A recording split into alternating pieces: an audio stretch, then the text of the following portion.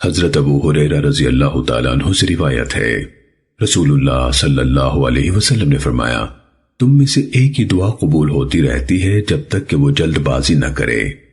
عرض کیا گیا، اے اللہ کے رسول، وہ جلد بازی کس طرح کرتا ہے؟ آپ نے فرمایا، وہ کہتا ہے، میں نے اللہ سے دعا کی لیکن اللہ نے میری دعا قبول نہیں کی۔ سنن ابن ماجہ حدیث نمبر 3853۔ حضرت ابو ہریرہ رضی اللہ تعالیٰ عنہ سے روایت ہے، رسول اللہ صلی اللہ علیہ وسلم نے فرمایا، تم میں سے کوئی شخص یوں نہ کہے، یا اللہ اگر تو چاہتا ہے تو مجھے بخش دے۔ اسے چاہیے کہ پختہ امید کے ساتھ دعا مانگے، کیونکہ اللہ کو کوئی مجبور نہیں کر سکتا۔ سنن ابن ماجہ حدیث نمبر 3854۔ حضرت اسماء بنت یزید رضی اللہ تعالیٰ عنہ سے روایت ہے، رسول اللہ صلی اللہ علیہ وسلم نے فرمایا، اللہ کا عظیم ترین نام یعنی اسم اعظم ان دو آیتوں میں ہے، وَإِلَٰهُكُمْ إِلَٰهٌ وَاحِدٌ لَا إِلَٰهَ إِلَّا هُوَ الرَّحْمَٰنُ الرَّحِيمُ۔ تمہارا معبود ایک ہی معبود ہے، اس کے سوا کوئی معبود نہیں، جو نہایت مہربان بے حد رحم کرنے والا ہے۔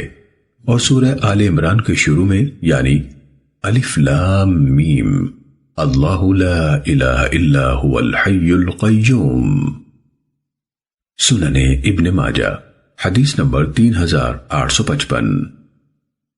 حضرت قاسم بن عبد الرحمن دمشقی رحمہ اللہ سے روایت ہے، انہوں نے کہا، اللہ کا عظیم ترین نام یعنی اسم اعظم جس کے ساتھ اللہ سے دعا کی جائے تو وہ قبول فرماتا ہے، 3 صورتوں میں ہے، سورہ بقرہ، سورہ آل عمران اور سورہ طٰہٰ میں۔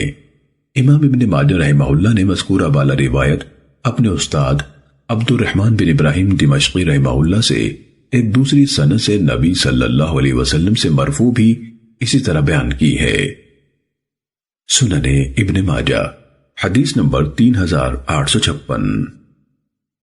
حضرت بریدہ رضی اللہ تعالیٰ عنہ سے روایت ہے، انہوں نے فرمایا، نبی صلی اللہ علیہ وسلم نے ایک آدمی کو یوں کہتے سنا، اللہم انی اسألک بأنک انت اللہ الاحد الصمد الذی لم یلد ولم یولد ولم یکن لہ کفوا احد۔ اے اللہ، میں تجھ سے سوال کرتا ہوں اس لیے کہ تو اللہ ہے، اکیلا ہے، بے نیاز ہے، جس نے کسی کو جنم نہیں دیا ہے اور نہ ہی اسے کسی نے جنم دیا، نہ اس کا کوئی ہمسر ہے۔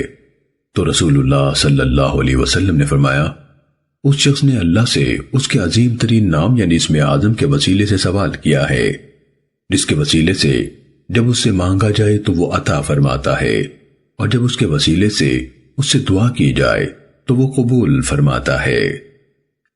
سنن ابن ماجہ حدیث نمبر 3857۔